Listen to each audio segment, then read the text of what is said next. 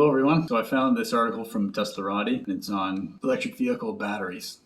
And for me, just having sold my used 2014 Model S, I definitely experienced all the questions about the battery health concerns. It got pretty annoying. But this article addresses it, and the headline here is EV battery health concerns appear overblown, according to new data. New data from Recurrent Auto show that used EV batteries are lasting far longer than critics claim. Talk to anyone even remotely on the fence about buying an electric vehicle and you will surely hear one worry above all others. What happens when the battery dies? Those things are expensive, they will exclaim. This is often accompanied by a sarcastic smirk and a comment like, it'll be dead and gone by 60,000 miles. Luckily, the new data from Recurrent Auto show precisely what these claims are.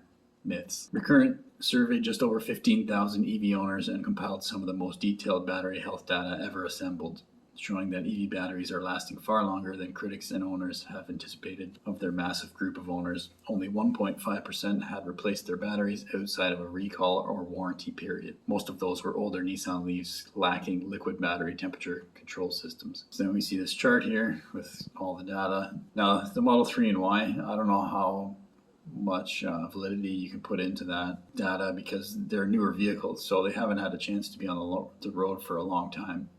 Especially the Model Y came out in March of 2020. So yeah, obviously there's not going to be a lot that have needed to be replaced yet. I would say a better area to look at is the Model X and the Chevy Volt for sure, and the Model S. So let's look at those a little more closely. The Chevy Volt, outside of warranty, yeah, very little, maybe 2% if that had to have a battery replacement. However, recalls, 1/3 of their batteries had to be replaced. In the Hyundai Kona, 1/4 of them. Recurrent found that battery degradation was not a linear phenomenon from each of the surveyed groups. While the EV range degradation peaked within 10 to 20,000 miles, it quickly degraded and flatlined as it approached 100,000 miles. So here's the Nissan Leaf range over time.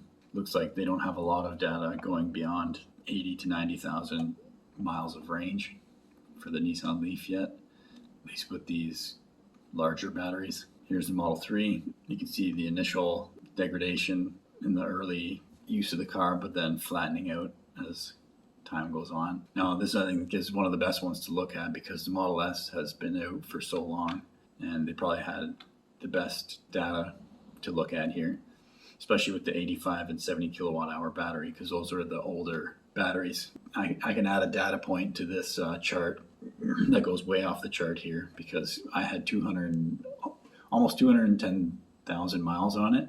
So you can see the 100 kilowatt hour battery degrades pretty quickly, but the 85 and 70 kilowatt hour batteries kind of just a slow ramp down, going from say 260 miles initially and then down to 250 at the 100,000 mile mark. Now, so I can add a data point to this 85 kilowatt hour battery at the 200,000 mark. So I've penciled it in here for you.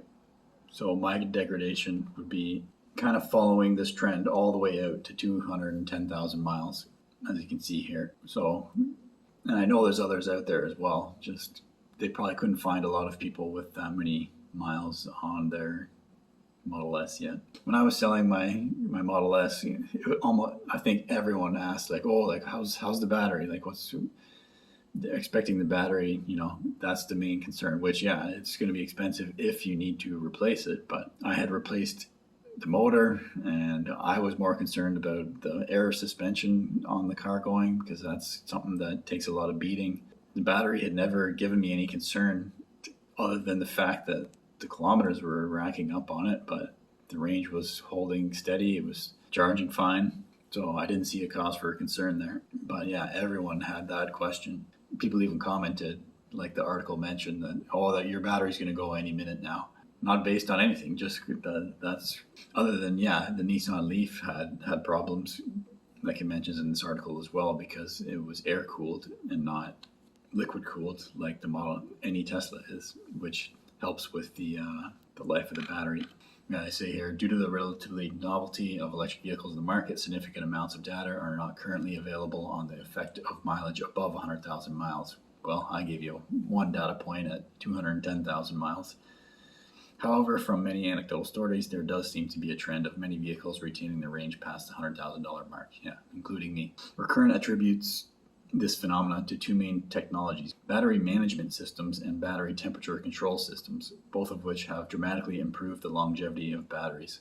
These systems not only allow owners to limit how much their battery is charged, which can substantially damage a battery's health, but they also ensure they are constantly operating at a safe and healthy temperature.